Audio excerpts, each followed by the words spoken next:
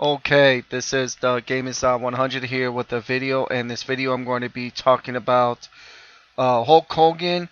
Might be a confirmation that he's going to be in the WWE 2K14 video game.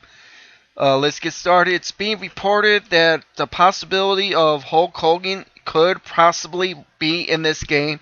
As from the clarification from the um, my Ultimate Warrior trailer video that was broken down of the stuff from there of the Ultimate Warrior from the WrestleMania 6 set. It had the WrestleMania 6 in the background. Ultimate Warrior was wearing his WrestleMania 6 attire when he faced Hulk Hogan at WrestleMania 6. And it's not even confirmed yet, but here is another source that it may happen.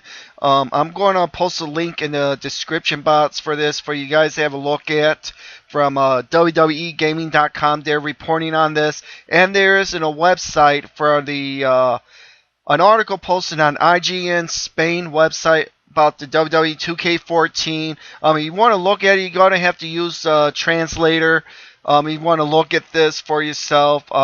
If you have like if you have Windows 8 or whatever in your system, it will translate it for you. There's usually whenever you log into something from a different country, whatever, then it shows in a little box. I use Google Chrome, and they always say something like, "Do you want to translate this?" And then you click on to translate in English, and it does it for you.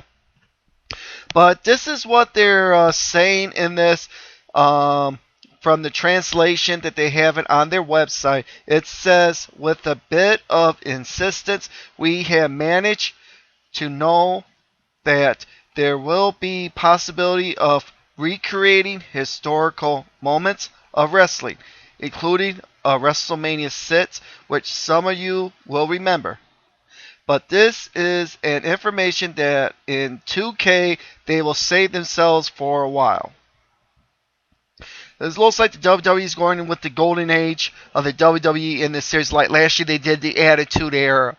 It's only common to do it in the golden age of the WWE. That's when the WWE was popular back then. I know some of you fans don't remember the golden age of the WWE. I loved the golden age of the WWE. I loved it. I loved it so much. It isn't at that time in the golden age of the WWE, we didn't have superstars on a consistent basis like we do now.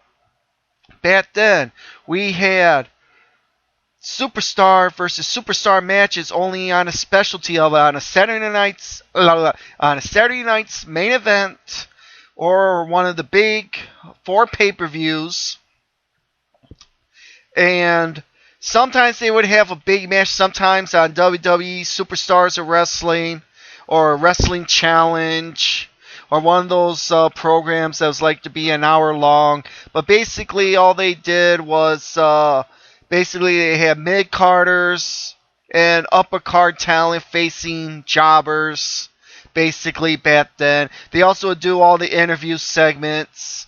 And sometimes they would have a big marquee match on their shows sometimes. But in order to get the marquee shows, you had to watch the Primetime Wrestling that used to be on the USA Network. That would show stuff from Madison Square Garden when the WWE did house shows, where they show house show matches.